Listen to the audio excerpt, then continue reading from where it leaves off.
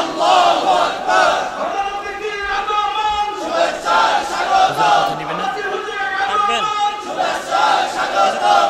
সাহেবের আগমন শুভেচ্ছা স্বাগতম। বিচ্ছুতলার পক্ষ থেকে লাল গোলাপ শুভেচ্ছা। বিপশালীর পক্ষ থেকে লাল গোলাপ শুভেচ্ছা। বিপজুরের পক্ষ থেকে লাল গোলাপ শুভেচ্ছা। নারে তাকবীর আল্লাহু আকবার। আল কোরআনের আলো ঘরে ঘরে জালো। আল হাদিসের আলো ঘরে ঘরে জালো। আউযু বিল্লাহি মিনাশ শাইতানির রাজীম।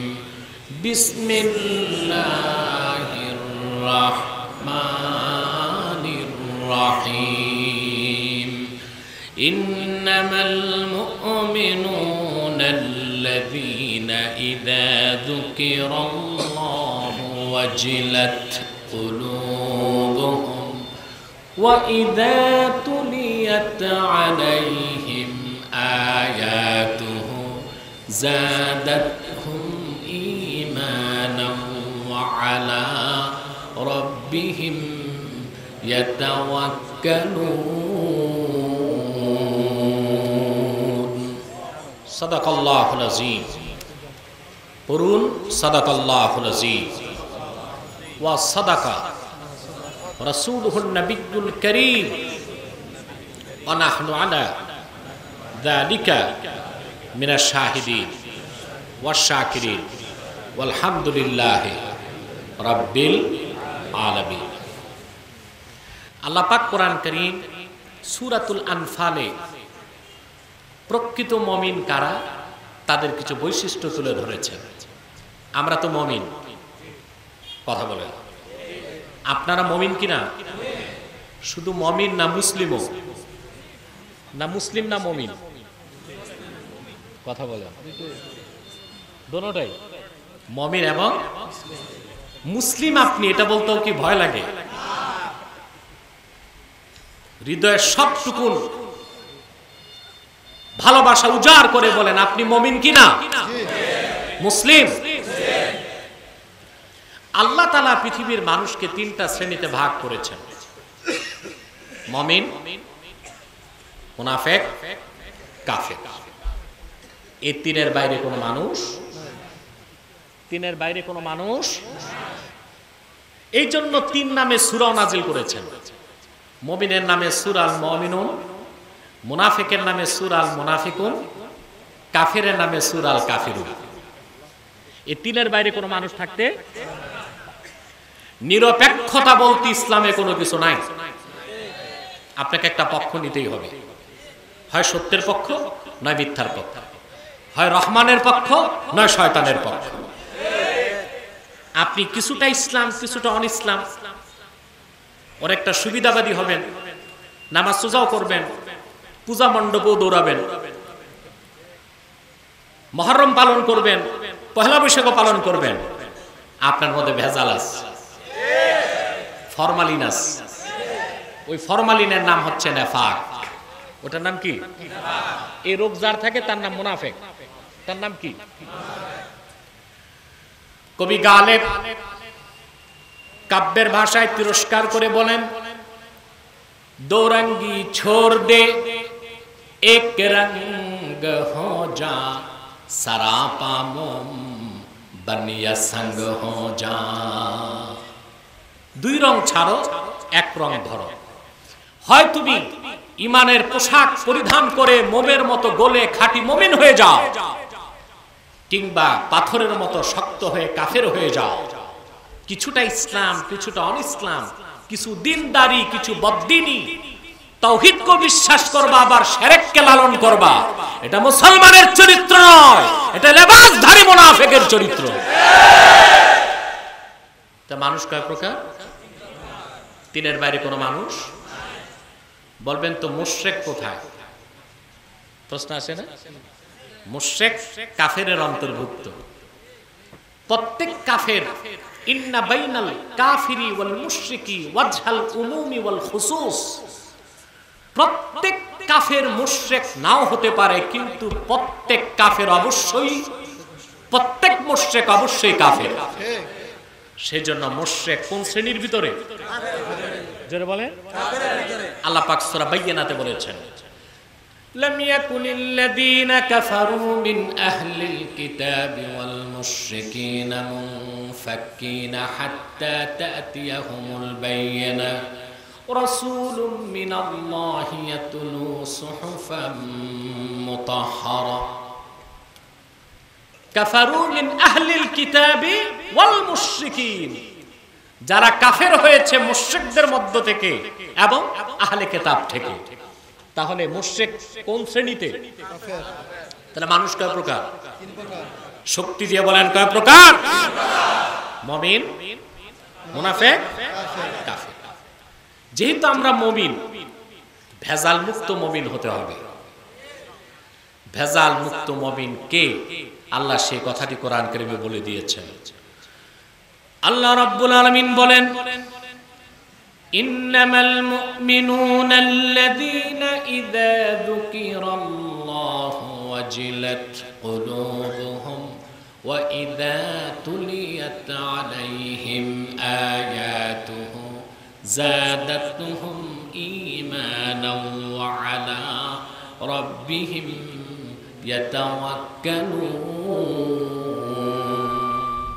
আল্লাহ পাক বলেন, প্রকৃত মুমিন তো তারাই ইদা যুকিরাল্লাহ, যখন আল্লাহর জিকির হয় তাদের সামনে, ওয়াজিলাত কুলুবুহুম, আল্লাহর ভয়তে তাদের অন্তর নরম হয়ে যায়।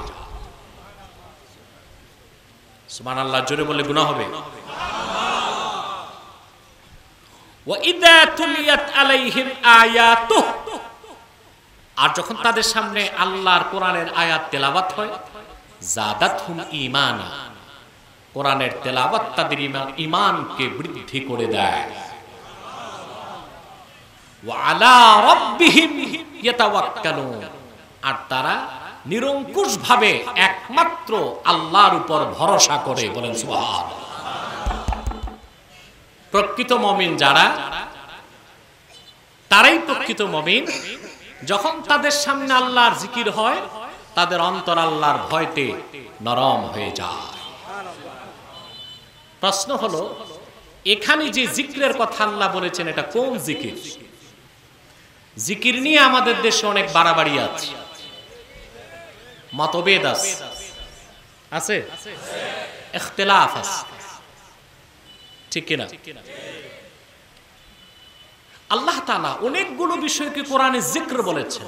কোন একটা জিকিরকে আপনি অস্বীকার করলে ঈমান নষ্ট হয়ে যাবে।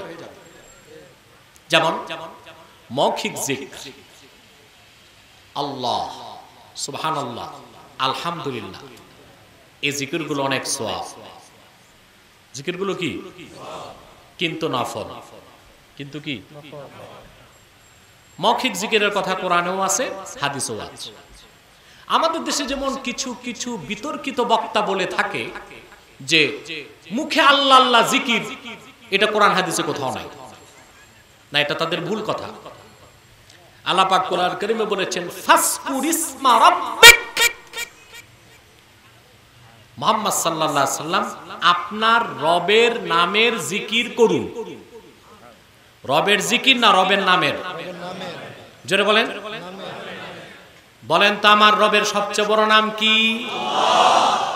তাহলে আল্লাহ আল্লাহ জিক্র করার নির্দেশ কোরআনে আছে না নাই? সহিহ বুখারীর হাদিস, আল্লাহর হাবিব ইরশাদ করেছেন, জাদ্দিদু ঈমানাকুম, তোমরা তোমাদের ঈমানকে তাজা করো। সাহাবায়ে কেরাম প্রশ্ন করলেন, কাইফা নুজাদ্দিদু ঈমানানা ইয়া রাসূলুল্লাহ, কেমন করে আমরা আমাদের ঈমানকে তাজা করব? আল্লাহর হাবিব বললেন, কাসসিরু লা ইলাহা ইল্লাল্লাহ, বেশি বেশি পড়ো লা ইলাহা ইল্লাল্লাহ। আপনারা লা ইলাহা ইল্লাল্লাহ পুরা পড়েন না অর্ধেক পড়েন? আমাদের দেশে আবার অর্ধেক জিকির চালু আছে, শুধু ইল্লাল্লাহ। এটা সুন্নতের খেলাফ, এটা সুন্নতের খেলাফ। ইল্লাল্লাহ অর্থ কি? আল্লাহ ছাড়া। তো জিকির কি আল্লাহর হবে না আল্লাহ ছাড়ার হবে? তো জিকির কি হবে? লা ইলাহা ইল্লাল্লাহ, শুধু ইল্লাল্লাহ। জোরে বলেন সুন্নাত কি? আমি বলছি না ইল্লাল্লাহ জিকির নাজায়েজ হারাম, আমি বলছি সুন্নাত এবং বেশি সওয়াব হচ্ছে শুধু ইল্লাল্লাহ জিকির না লা ইলাহা ইল্লাল্লাহ জিকির। সহিহ বুখারীর অন্য হাদিস, আল্লাহর হাবিব ইরশাদ করেছেন, লা তাকুমুস সাআতু হাত্তা ইউকালা আল্লাহু আল্লাহ। যতক্ষণ পর্যন্ত এই ভূপৃষ্ঠে জমিনের উপর আল্লাহ আল্লাহ বলার মানুষ থাকবে, আল্লাহ আল্লাহ জিকির হবে, ততক্ষণ কিয়ামত হবে না। তাহলে মৌখিক জিকির আছে না নাই? করবেন, করেন না আপনার কিসমত খারাপ, কিন্তু করা যাবে না এইরকম ফতুয়া দিয়ে উম্মতের মধ্যে ফিতনা সৃষ্টি করবেন না। আল্লাহ তাআলা সালাতকে, নামাজকে জিকির বলেছেন। কি বলেছেন? হযরত মুসাকে আল্লাহ তাআলা ডাক দিয়ে বললেন, ওয়া আনা আখতারতুকা ফাসতামি' লিমা ইউহা ইন্নানি আনাল্লাহ লা ইলাহা ইল্লা আনা ফা'বুদনি ওয়া আকিমিস সালাতা লিযিকরি। মুসা নবীকে প্রথম ওহীতে আল্লাহ বললেন, ওয়া আনা আখতারতুকা ফাসতামি' লিমা ইউহা, মুসা আমি তোমাকে নির্বাচন করেছি, এখন যা ওহী হবে তা মনোযোগ দিয়ে শোনো। ইন্নানি আনাল্লাহ, আমি হলাম আল্লাহ, লা ইলাহা ইল্লা আনা, আমি ছাড়া মাবুদ নাই, ওয়া আকিমিস সালাতা লিযিকরি, আমার ইবাদত করো, আমার জিকির হিসেবে নামাজ পড়ো। নামাজটা কি? জোরে বলেন। 30 পারা কোরআনকে আল্লাহ জিকির বলেছেন। কি বলেছেন? ওয়ামান আ'রাদা আন যিকরি ফাইন্না লাহু মাঈশাতান দানকা ওয়া নাহশুরুহু ইয়াওমাল কিয়ামাতি আ'মা। আল্লাহ পাক বলেন, যে হতভাগা আমার জিকির থেকে মুখ ফিরালো, আমার জিকির থেকে মুখ ঘুরায় ফেললো, আমি আল্লাহ রাব্বুল আলামিন তার রিজিককে সংকুচিত করে দিব, আর কাল হাসর ময়দানে অন্ধ করে তাকে কবর থেকে উঠাবো। তাহলে কোরআনকে আল্লাহ কি বলেছেন? জোরে বলেন। মুখে জিকির করবেন সকাল সন্ধ্যা, সুবহানাল্লাহ আলহামদুলিল্লাহ, সেই জিকিরটা নফল। আর আল্লাহ এখানে যে জিকিরের কথা বলেছেন এটা হলো ফরজ। এটা কি? জোরে বলেন। তাহলে আমরা দেখলাম আল্লাহ তাআলা মৌখিক জিকিরকে জিকির বলেছেন, নামাজকে জিকির বলেছেন, 30 পারা কোরআনকে জিকির বলেছেন, ওয়াজ করাকেও জিকির বলেছেন, ওয়াজ শোনাকেও জিকির বলেছেন। ফাযাক্কির ইন নাফাআতিয যিকরা, সব তাফসীরে এসেছে ফাইজহুম, মুহাম্মদ সাল্লাল্লাহু আলাইহি সাল্লাম আপনি তাদেরকে ওয়াজ করুন। এটাকে আল্লাহ জিকির বলেছেন। কি বলেছেন? ওয়াজ করা কি? জোরে বলেন কি? শোনা কি? কেমন জিকির? এই জিকির যতক্ষণ চলে আসমানের সব দরজা খোলা থাকে, বারাকাত, কারামাত, ফুয়ুজাত আসতেই থাকে। বলেন সুবহানাল্লাহ। আমরা তো টের পাই না মুসলমান, করোনাতে সারা দুনিয়া বিপর্যস্ত হয়েছে, বাংলাদেশ ক্ষতির থেকে বেঁচেছে। বাঁচে নাই? এটা কি সরকারের কৃতিত্ব? মেডিকেল সায়েন্সের কৃতিত্ব? পৃথিবীতে সর্বাধুনিক প্রযুক্তি সম্পন্ন মার্কিন যুক্তরাষ্ট্র করোনার আঘাতে বিপর্যস্ত হয়েছে। গোটা পশ্চিমা দুনিয়ার অর্থনীতি ভেঙে টুকরা টুকরা হয়ে গেছে। সে দেশের হসপিটালগুলোতে মৃত মানুষের লাশ রাখার জায়গা পর্যন্ত ছিল না। বাংলাদেশে 17,46 লক্ষ মানুষ, সে দেশে কতজন আর মরেছে জনসংখ্যার হিসাবে? কেন বেঁচে গেল বাংলাদেশ? বুদ্ধিজীবীরা চিন্তা করে না, বুদ্ধিজীবীরা ভালো করে লক্ষ্য করো, ভালো করে তাকাও। মেডিকেল সায়েন্সের কারণে নয়, স্বাস্থ্য মন্ত্রণালয়ের কৃতিত্ব নয়, গভর্নমেন্টের কৃতিত্ব নয়, আরব বিশ্বকে বাদ দিলে সারা দুনিয়ায় আল্লাহর কোরআনের তো মাহফিল হয় না, বাংলাদেশে যত মাহফিল হয় এই কোরআনের মাহফিলের কারণে বাংলাদেশ করোনা থেকে বেঁচেছে। অতএব মাহফিল বন্ধ করা যাবে না। যতদিন পূর্বাকাশে সূর্য উদিত হয়ে পশ্চিমে ডুববে, যতদিন বাংলাদেশের স্বাধীনতা টিকে থাকবে, আল্লাহর কোরআনের মাহফিল চলবেই চলবে চলবে।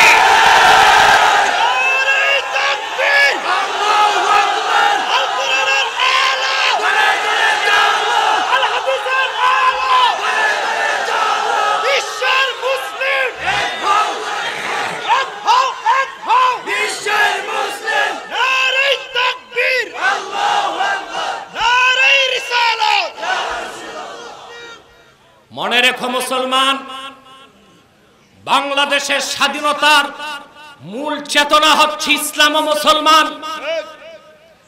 ইসলাম যতদিন বাংলাদেশে থাকবে, মুসলিম জাতিসত্তা যতদিন বাংলাদেশে থাকবে, বিদেশি কোন আগ্রাসী শক্তির পক্ষে স্বাধীন বাংলায় বিষাক্ত দাঁত বসাতে দেওয়া হবে না। কোটি কোটি মুসলমান যত প্রভাবশালী আগ্রাসী শক্তি হোক, তাদের কালো হাতকে ভেঙে টুকরা টুকরা করে দিবেন ইনশাআল্লাহ। আমার ভাইরা, কোরআন হচ্ছে এমন এক জিক্র যা তেলাওয়াত হলে রহমত আসে, শুনলে রহমত আসে। সুবহানাল্লাহ। কোরআনকে আল্লাহ জিকির বলেছেন। কথা বুঝতেছেন? এখানে জিকির বলতে কোনটা বুঝিয়েছেন, এটা হচ্ছে প্রশ্ন। আল্লাহ রাব্বুল আলামিন বলেন, ইন্নামাল মুমিনুনা আল্লাযীনা ইযা যুকিরাল্লাহু ওয়াজিলাত কুলুবুহুম ওয়া ইযা তুলিয়াত আলাইহিম আয়াতুহু যাদাতুহুম ঈমানান ওয়া আলা রাব্বিহিম ইয়াতাওয়াক্কালুন। প্রকৃত মুমিন তো তারাই, ইযা যুকিরাল্লাহ, যখন তাদের সামনে আল্লাহর জিকির হয়। আল্লাহ অনেক কিছুকে জিকির বলেছেন না? আরে বাবা কথা বলো, এখানে কোন বিষয়কে জিকির বলেছেন? প্রসিদ্ধ সব তাফসীরে এসেছে, ইযা যুকিরা ইনদাহুম আহকামুল্লাহ, যখন তাদের সামনে আল্লাহর বিধান, আল্লাহর আইনকে তুলে ধরা হয়, সেই বিধানকে ও আইনকে মানার জন্য তাদের অন্তর প্রস্তুত হয়ে যায়। সুবহানাল্লাহ বলবেন। তাহলে আল্লাহ তাআলা আহকামে শারঈয়্যা, শরিয়া ল অফ শরিয়া, শরিয়া আইন কানুন বিচারকেও আল্লাহ তাআলা কোরআন কারীমে জিকির বলেছেন। কি বলেছেন? কিন্তু এই জিকিরের কথা আমাদের দেশে কম উচ্চারিত হয়। পীর সাহেব যারা আছেন সকাল সন্ধ্যা নফল জিকিরের তাকিদ দেন, কিন্তু আহকামুল্লাহ, আহকামে শারঈয়্যা, কোরআন কারীমের আইন ও কানুন ও বিধানের কোনো কথাই তারা বলেন না। তার মানে নফল জিকির ধরলেন, ফরজ জিকির ছাড়লেন। আগে কি? তারপরে ওয়াজিব, তারপরে সুন্নাত, তারপরে। আমি কি কথা বুঝাতে পারলাম? তাহলে জিকির নিয়ে বাড়াবাড়ি চলবে না, মৌখিক জিকির তা করতে হবে, তবে নফল। ঠিক কিনা? পাঁচ ওয়াক্ত নামাজ জিকির, তবে ফরজ। ঠিক কিনা? আহকামে শরিয়া, শরীয়তের বিধিবিধানকে বিশ্বাস করাও ফরজ, তা বাস্তবায়ন করাও ফরজ। এক কথায় বলতে পারেন কোরআনের আইন, এটা জিক্র। এটা কি? আমরা কোরআনের আইনকে বিশ্বাস করি। আমার দেশে আমি আগেই বলেছি অনেক ফরমালিন যুক্ত মুসলমান আছে, দাড়ি টুপি জুব্বা কুর্তা, জিকির ফিকির ঠিক আছে, কিন্তু ইসলামী শাসন ব্যবস্থা, ইসলামী আইনকে, ইসলামী বিধানকে তারা বিশ্বাস করে না। তাদের ক্ষেত্রে আমি তাদেরকে তিন শ্রেণীর, কোন শ্রেণীতে রাখবেন? মুমিন না মুনাফিক না কাফের? আল্লাহ কি বলেন সেটা শুনেন। আল্লাহ পাক বলেন, ওয়ামান লাম ইয়াহকুম বিমা আনজালাল্লাহু ফাউলাইকা হুমুল কাফিরুন। আল্লাহ তাআলা যা নাজিল করেছেন তার হাবিব মুহাম্মদ সাল্লাল্লাহু আলাইহি সাল্লামের মাধ্যমে মানব জাতির ইহকালীন কল্যাণ পরকালীন মুক্তির জন্য যে বিধান, যে আইন, যে আহকাম আল্লাহ নাজিল করেছেন, সেটা যারা বিশ্বাস করবে না, আল্লাহ বলেন ফাউলাইকা হুমুল কাফিরুন। আল্লাহ তাদেরকে কি বলেছেন? আমাকে তো বদনাম দেন, আমি কথায় কথায় কাফের বলি, এজন্য আমি বলি নাই। কে বলেছেন? আল্লাহর সাথে ঝগড়া চলবে? চলবে? জিকির বুঝতেছেন? ভালো করে বুঝতেছেন? আহকামে শরিয়া আল্লাহর হাবিব মুহাম্মদ সাল্লাল্লাহু আলাইহি ওয়াসাল্লাম ১৫০০ বছর আগে আল্লাহর পক্ষ থেকে যে বিধান, যে আইন দিয়েছেন, তা বিশ্বাস না করলে আপনি মুসলমান হতে পারবেন না। আর তা প্রতিপালন বা বাস্তবায়ন না করে আপনি খাঁটি মুমিন হতে পারবেন না। আজকে একটা কথা ব্যাপক ছড়িয়ে আছে, আমাদের এক বিচারকও বলেছে, বিচারের বাণী নিভৃতে কাঁদে। বলছে না? আচ্ছা, বিচারের বাণী নিভৃতে আগে কাঁদতো, এখন প্রকাশ্যেই কাঁদে। ঠিক কিনা? পৃথিবীতে একটা মুখরোচক কথা আছে, আইনের শাসন। বলা হয় পৃথিবীতে সবচেয়ে বেশি আইনের শাসন মার্কিন যুক্তরাষ্ট্রে, আর আমার দৃষ্টিতে যুক্তরাষ্ট্র আইনের নামে সবচেয়ে বেআইনি কাজ করছে। সে দেশে একটি বিড়ালকে হত্যা করলে $৬,০০০ জরিমানা করা হয়। কোথায়? আমেরিকাতে বিড়াল হত্যা করলে $৬,০০০ জরিমানা করা হয়। কিন্তু সেই মার্কিন যুক্তরাষ্ট্র অবৈধভাবে উপসাগরীয় যুদ্ধে 22 লক্ষ মুসলমানকে হত্যা করেছে, সিরিয়াতে লক্ষ লক্ষ মুসলমানকে হত্যা করেছে, আফগানিস্তানে, লিবিয়াতে লক্ষ লক্ষ মুসলমানের রক্ত ঝরিয়েছে, কিন্তু স্বৈরাচার শাসকদের বিচার যুক্তরাষ্ট্রের আদালতে হয় না। বিড়াল হত্যার বিচার আছে, বিড়াল হত্যা, কিন্তু আল্লাহর আকাশের নিচে সর্বশ্রেষ্ঠ জাতি মুসলমান হত্যার বিচার নাই। এই হলো যুক্তরাষ্ট্রের আইনের শাসন। এটা কি এখন বিচারের বাণী নিভৃতে কাঁদে না জোরে জোরেই কাঁদে? কথা বলে এত জোরে কাঁদে যে বিচারক শুনছে, সেজন্যই তো তিনি দুঃখ করে বলেছেন, কি বলেছেন? বিচারের বাণী নিভৃতে কাঁদে। পৃথিবীর কোথায় আইনের শাসন পাবেন? আইনের শাসন, আইনের চোখে সমান অধিকার, এটা একমাত্র গ্যারান্টি দিতে পারে 30 পারা কোরআন। তাফসীর দুররে মানসুরি ইমাম সিউতি, তাফসীর ফাতহুল কাদির ইমাম শাওকানি, তাফসীর বাহরুল মুহিতে ইবনে আবি হাতেম, 4টা তাফসীরে আমি দেখেছি। বলবো হাদিসটা? আমি বুঝতে পারছি আপনাদের ব্যাটারি ডাউন হয়ে গেছে, শুধু মাইকেরটা না, আপনাদেরটা ডাউন হয়েছে। আমি ব্যারোমিটার দিয়ে টেস্ট করব, কে কে ঘুমান হাত উঠান।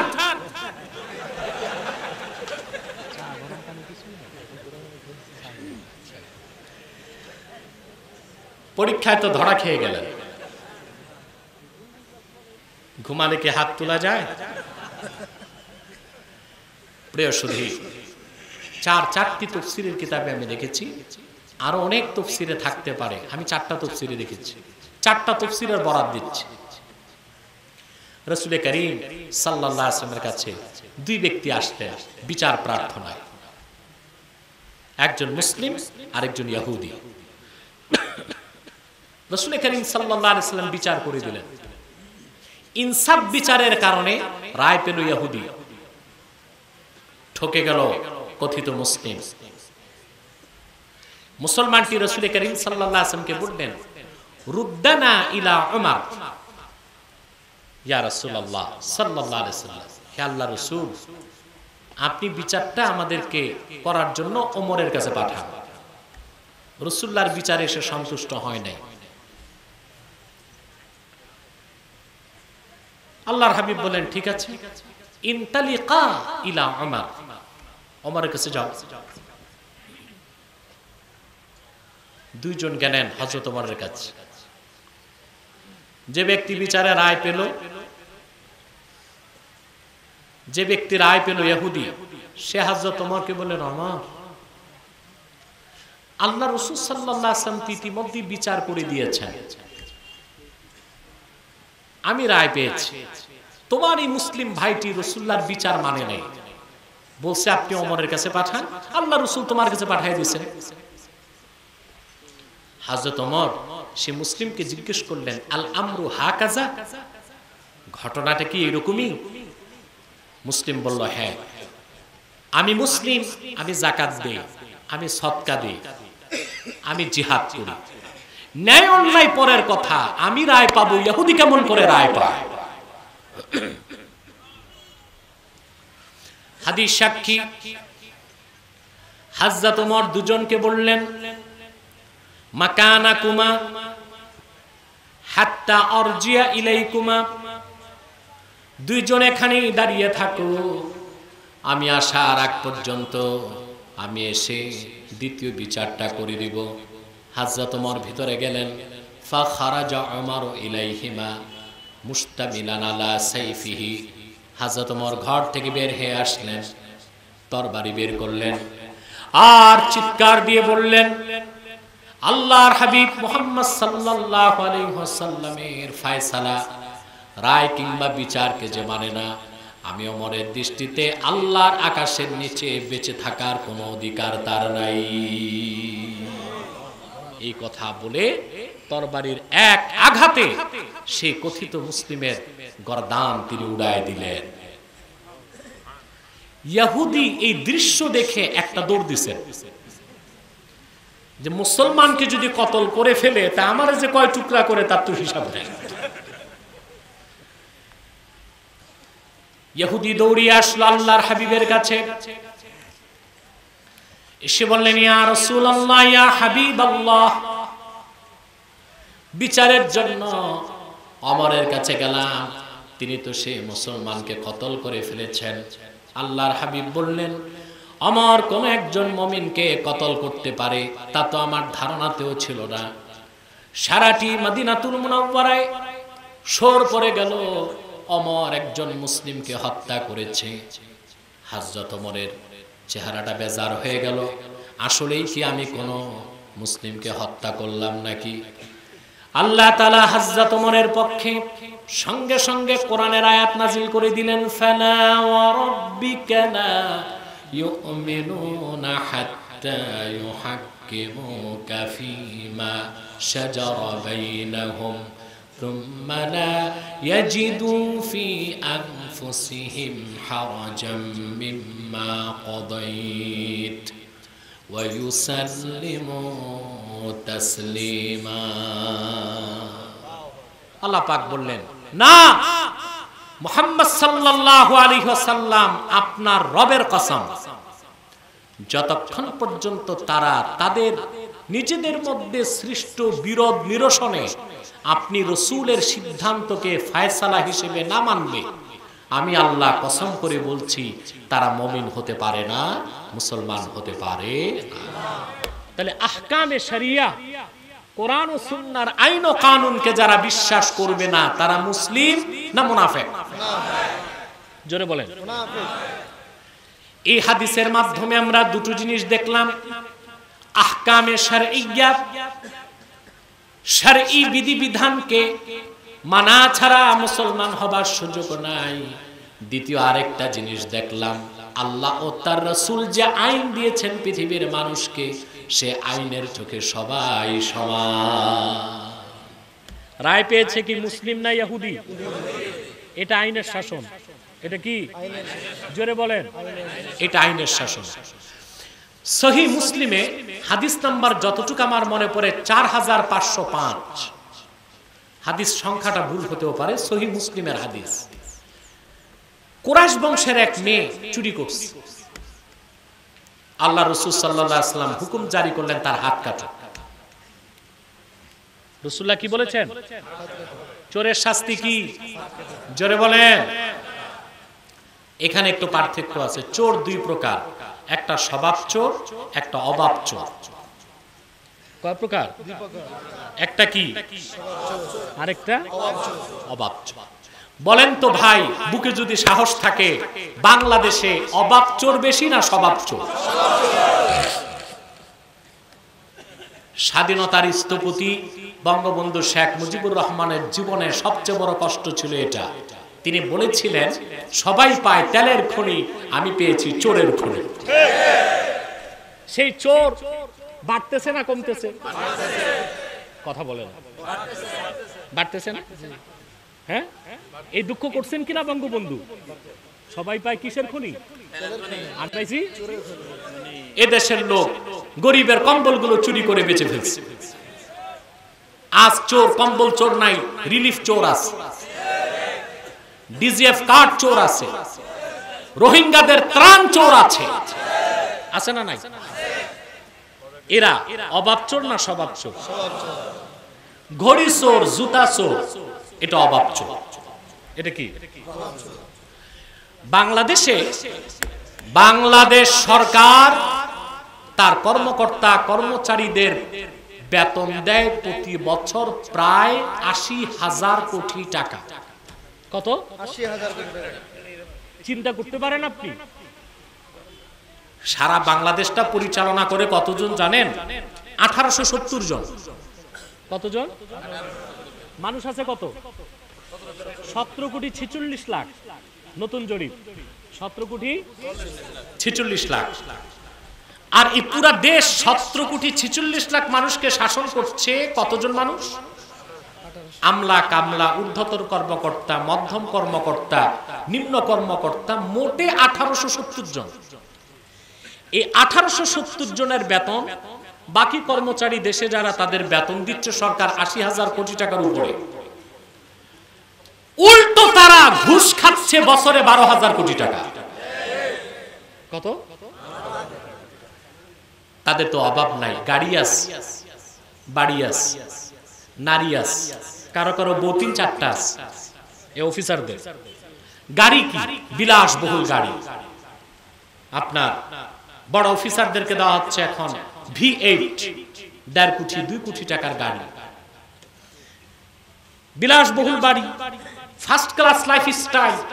তারপরও তারা ফাইল ঠেকায়া চুরি করে। করে কিনা? একটা প্রাইমারি স্কুল মঞ্জুরি করতে যাবেন, ৩-৪ লাখ টাকা ঘুষ দিতে হবে সচিব মহোদয়কে। ঠিক কিনা? এরা কি অভাব চোর না স্বভাব চোর? ইসলামের হুকুম, কেউ যদি চুরি করে অভাবে, তারে প্রথমবার মাফ করো। কি করো? শরীয়ত মেকদার দিয়েছে ১০ দেরহাম। ১০ দেরহামের কম যদি চুরি হয়, তার হাত কাটো না, কারণ সে পেটের ক্ষুধায় চুরি করতে পারে। বেশি চুরি যেটা, ওইটা অবাব চোর না, ওটা স্বভাব চোরের কাজ। স্বভাব চোরের ক্ষেত্রে কোরআনের আইন হলো আস-সারিকু ওয়াস-সারিকাতু ফাকতাউ আইদিয়াহুমা জাযাআম বিমা কাসাবা নাকালাম মিনাল্লাহ। চোর পুরুষ হোক মহিলা হোক, তার হাত কাটো। কি কাটো? এই ক্ষেত্রে ধনীরা বাঁচবে, গরিবদের উপর বিচার প্রয়োগ, তা না। আইনের চোখে সব সমান। আইনের চোখে কুরাইশ বংশের মেয়ে চুরি করেছে, আল্লাহ রাসূল বলেন হাত কাটো। সাহাবায়ে কেরাম চিন্তায় পড়ে গেলেন, পৃথিবীর শ্রেষ্ঠ বংশ কুরাইশ বংশের মেয়ের যদি হাত কাটা হয়, তাহলে তো বংশমর্যাদা কলঙ্কিত হয়। এখন তারা সিদ্ধান্ত নিলেন রাসূল করিম সাল্লাল্লাহু আলাইহি ওয়াসাল্লামের কাছে সুপারিশ করে হাত কাটা রহিত করা যায় কিনা। কাকে পাঠালেন? যায়েদ ইবনুল হারেসা রাদিয়াল্লাহু তাআলা আনহুর ছেলে হযরত উসামাকে। উসামাকে আল্লাহ রাসূল সাল্লাল্লাহু আলাইহি ওয়াসাল্লাম মহব্বত করতেন। হযরত উসামা যে বললেন, ইয়া রাসূলুল্লাহ সাল্লাল্লাহু আলাইহি ওয়াসাল্লাম, যে মহিলাটি চুরি করেছে হাত কাটবেন, সে তো কুরাইশ, তার ক্ষেত্রে একটু বিবেচনা করা যায় কিনা। আল্লাহর হাবিব বুঝলেন এই আবদারটা তার নয়, এটা বড়দের আবদার। সহিহ মুসলিম সাক্ষী, রাসূলুল্লাহ মসজিদ নববীর মিম্বরে বসলেন আর বললেন, আইনের চোখে সবাই সমান, কার মর্যাদা বেশি কার কম তা দেখার সুযোগ নেই। শুনে রাখো তোমরা, ওয়া আইমুল্লাহ লাউ আন্না ফাতিমাতা বিনতা মুহাম্মদ সাল্লাল্লাহু আলাইহি ওয়াসাল্লাম সারাকাত লাকাতাতু ইয়াদাহা। আল্লাহর কসম করে বলছি সাহাবীরা, আজকে যদি আমার মেয়ে ফাতেমাও চুরি করত আমি তার হাতটা কেটে দিতাম। আইনের চোখে সবাই সমান এটা বলতে পারে একমাত্র ইসলাম। আইনের শাসন পৃথিবীতে দিতে পারে একমাত্র ইসলাম। আজ আল্লাহ সেই আইন ও কানুন বিধানকে জিকির বলেছেন। সেই জিকির আমাদের মধ্যে আছে না নাই? জোরে বলেন, আছে না নাই? আছে নাই? সেজন্য আমরা আজকে অশান্তির আগুনে জ্বলছি। মানুষ বিচার পাচ্ছে না, মানুষ তার অধিকার পাচ্ছে না, মানুষ তার সুখ পাচ্ছে না, শান্তি পাচ্ছে না, তার কাঙ্ক্ষিত ফলাফলগুলো মানুষ খুঁজে পাচ্ছে না। উল্টো আমরা অনুশীলন করছি ইংরেজদের আইন। অথচ ইংরেজ আইনের উৎস কি? ইতিহাস ঘাটলে দেখতে পাবেন 700 বছর আগে, 800 বছর আগে ইউরোপের বিভিন্ন দেশে, বিশেষ করে গ্রেট ব্রিটেনে বিভিন্ন উপজাতিরা জঙ্গলি শাসন যাদের ছিল, তারা ঘরোয়া পরিবেশে যে রায় দিত, সে রায়গুলো পরবর্তীতে ব্রিটেনের আইনে পরিণত হয়েছে। ব্রিটিশ আইনের উৎস হলো ব্রিটেন আর জঙ্গল, জঙ্গলিদের কাছ থেকে ব্রিটিশ আইন এসেছে। আর ইসলামী আইনের উৎস হলো কোরআন, যা লাউহে মাহফুজ থেকে এসেছে। এটাকে আল্লাহ জিকির বলেছেন। কি বলেছেন? জোরে বলেন। এই জিকিরটা আমাদের দরকার আছে না নাই? সর্বশক্তি দিয়ে বলেন, দরকার আছে না নাই? অতএব আমাদেরকে আল্লাহর যে জিকিরকে আল্লাহ বিধান বলেছেন, সেই বিধানকে পালন করার শপথ নিতে হবে। ব্যক্তি জীবনে, সমাজ জীবনে, রাষ্ট্রীয় জীবনে, ঠিক কিনা বলেন? তারপর আল্লাহ তাআলা বলেন, ওয়া ইযা তুলিয়াত আলাইহিম আয়াতুহু যাদাতহুম ঈমানা। আর তাদের সামনে যখন কোরআন কারীমের আয়াত তেলাওয়াত করা হয়, কোরআনের তেলাওয়াত তাদের ঈমানকে বহুগুণ বাড়ায় দেয়। ওয়া আলা রাব্বিহিম ইয়াতাওয়াক্কালুন। প্রকৃত মুমিনদের সবচেয়ে বড় বৈশিষ্ট্য, তারা ভরসা করে আল্লাহর উপর। কার উপর? আজ আমরা বিপর্যস্ত, ঠিক কিনা বলেন? আমরা আজকে বিপর্যস্ত কিনা বলেন? বাংলাদেশে লজ্জা না পেলে জোরে বলেন, আমাদের অবস্থা ভালো না খারাপ? শুধু বাংলাদেশে না, সারা দুনিয়ায় মুসলমান বিপর্যস্ত। এই পৃথিবীতে শক্তি এবং কর্তৃত্বের জন্য বেদিনের কাছে 4টা অস্ত্র। কয়টা?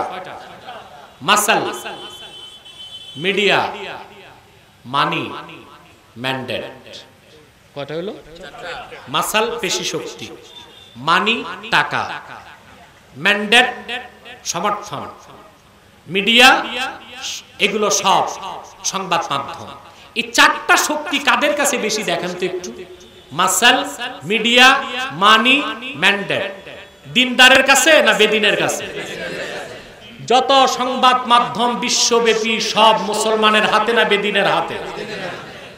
টাকা পয়সা তাদের হাতে, ঠিক কিনা? জাতিসংঘের ম্যান্ডেট তাদের কাছে, ঠিক কিনা? আফগানিস্তানে হামলা, বাগদাদে হামলা, লিবিয়াতে হামলা, সিরিয়াতে হামলার ম্যান্ডেট যুক্তরাষ্ট্র নিয়েছে জাতিসংঘ থেকে। 4টাই তাদের কাছে আছে। তারপরও মুসলমানই বিজয়ী, কারণ তার কাছে সবচেয়ে বড় অস্ত্র হচ্ছে ঈমান, ঠিক কিনা? এই ঈমানকে মজবুত করতে হবে আর তাওয়াক্কুল পুরাপুরি আল্লাহর উপর রাখতে হবে। সেটা আল্লাহ বলেছেন, খাঁটি মুমিনগণ ওয়া আলা রাব্বিহিম ইয়াতাওয়াক্কালুন, তারা নিরঙ্কুশভাবে মহান আল্লাহর উপর ভরসা করে, তাওয়াক্কুল করে আল্লাহর উপর। বলেন সুবহানাল্লাহ। আমার ভাইরা, তাওয়াক্কুল কিভাবে আল্লাহর উপর করতে হবে সেই শিক্ষা আল্লাহ পাক নবীগণের শিক্ষা থেকে কোরআন কারীমের মধ্যে তুলে ধরেছেন। তার ছোট্ট কয়েকটা দৃষ্টান্ত আমি কোরআন কারীম থেকে দিচ্ছি। হযরত ইব্রাহিমকে নমরুদ অগ্নিকুণ্ডে নিক্ষেপ করার জন্য কাঠের কামানের মধ্যে তাকে বেঁধে দিলেন। সামনে জ্বলন্ত অগ্নিকুণ্ড, দাও দাও করে আগুন জ্বলছে। কিছুক্ষণ পরে হযরত ইব্রাহিমকে সেখানে ফেলে দেওয়া হবে। কাঠের কামানের মধ্যে হযরত ইব্রাহিমের হাত বাঁধা, পা বাঁধা। এমন সময় সামনে তাকিয়ে দেখেন তিনি আগুন দাউ দাউ করে জ্বলছে। নমরুদ সহ হাজার হাজার কাফের মুশরিক চারদিকে দাঁড়ায় আছে হযরত ইব্রাহিমের পরিণতি দেখার জন্য। এমন সময় হযরত জিবরিল চলে আসলেন, হযরত ইব্রাহিমকে ডাক দিয়ে বললেন, আলাকা হাজাতুন ইয়া ইব্রাহিম। ইব্রাহিম, তোমার সামনে আগুনের কুণ্ডলী, এক্ষুনি তোমাকে আগুনে নিক্ষেপ করা হবে। তোমার সাহায্যের প্রয়োজন আছে কিনা বলো, আমি আল্লাহর সবচেয়ে শক্তিশালী ফেরেশতা জিবরিল আমিন। বিপদের সেই চরম মুহূর্তে হযরত ইব্রাহিম জিবরিলকে জবাব দিলেন, জিবরিল, আমার সাহায্যের প্রয়োজন আছে, কিন্তু তোমার কাছে জানতে চাই, হাজাতুন ইলাইকা আও ইলাল্লাহ, সেই সাহায্য মিটাবার জন্য সাহায্যের আবেদন তোমার কাছে করব না যে আল্লাহর তাওহীদের জন্য জীবন দিচ্ছি সেই আল্লাহর কাছে সাহায্য চাইব। কার কাছে সাহায্য চাইলেন? তাওয়াক্কুল কার উপর করলেন?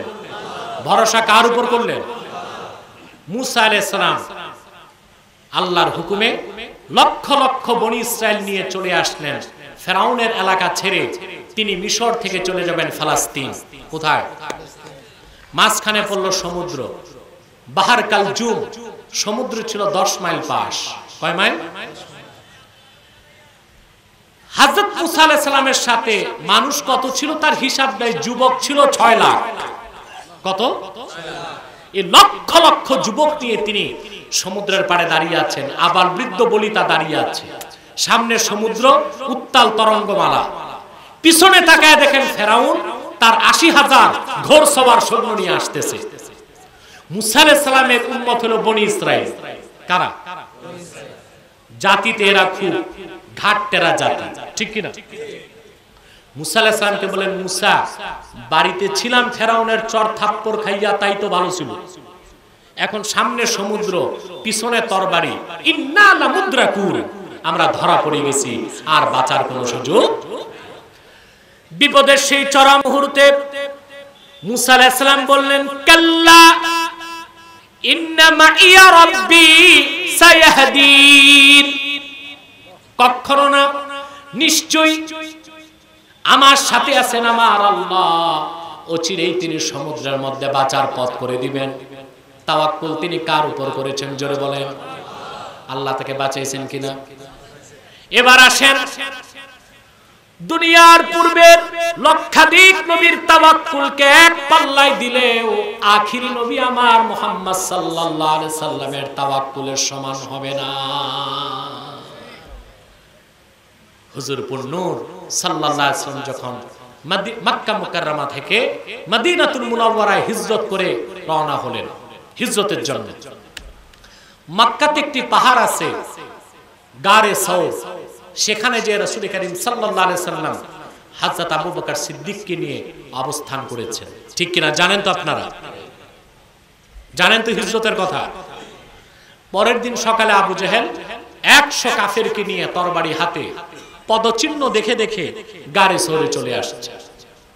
বুখারী শরীফে এসেছে, কাফেররা সেই গারে সওরে পৌঁছার আগে আল্লাহ পাক গুহার মুখ মাকড়সাকে হুকুম করলেন জাল দিয়ে বন্ধ করে দিল। মাটি কি হুকুম করলেন বাবলা গাছ তৈরি হয়ে গুহার মুখটাকে বন্ধ করে দিল। কাফেররা পদচিহ্ন দেখে আস্তে আস্তে গারে সওরের একেবারে মুখে চলে আসছে। আল্লাহর হাবিবের সঙ্গে সিদ্দিকে আকবর বসা।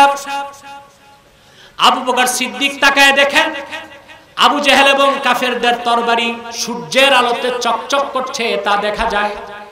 সিদ্দিক আকবর কান্না করতে লাগলেন। আল্লাহর হাবিব বললেন, আবু বকর কান্না করো কেন? তিনি বললেন, ইয়া রাসূলুল্লাহ, ইয়া হাবিবাল্লাহ, আমি আবু বকরের জান আপনার কদমে কুরবান হয়ে যাক, তাতে আমার কোনো আফসোস নাই, কিন্তু আপনি আল্লাহর আখির নবী মুহাম্মদ সাল্লাল্লাহু আলাইহি ওয়াসাল্লাম, আজকে যদি কাফেররা আপনাকে শহীদ করে দেয়, তাহলে আজ থেকে কাল কিয়ামত পর্যন্ত আল্লাহকে আল্লাহ বলার একজন মানুষও তো জমিনে থাকবে না। আল্লাহর হাবিব তখন তাওয়াক্কুল করলেন কার উপর? সর্বশক্তি দিয়ে বলেন। আল্লাহর হাবিব বললেন, লা তাহজান ইন্নাল্লাহা মা'ানা, কোনো চিন্তা করো না, আল্লাহ আছেন আমাদের সাথে। ইমাম বাইজাবি সূক্ষ্ম ব্যাখ্যা করেছেন, মুসা নবী যখন বিপদে পড়লেন তিনি বললেন ইন্না মাইয়া রব্বি, আমার সাথে আমার রব। আর রাসূলুল্লাহ গারে সৌরে বললেন ইন্নাল্লাহা মাআনা। দুই কথায় পার্থক্য আছে? কথা বলে না। মুসা আলাইহিস সালাম যখন আল্লাহর উপর তাওয়াক্কুল করেছেন, আল্লাহর কথা মনে করার আগে নিজের কথা মনে করেছেন।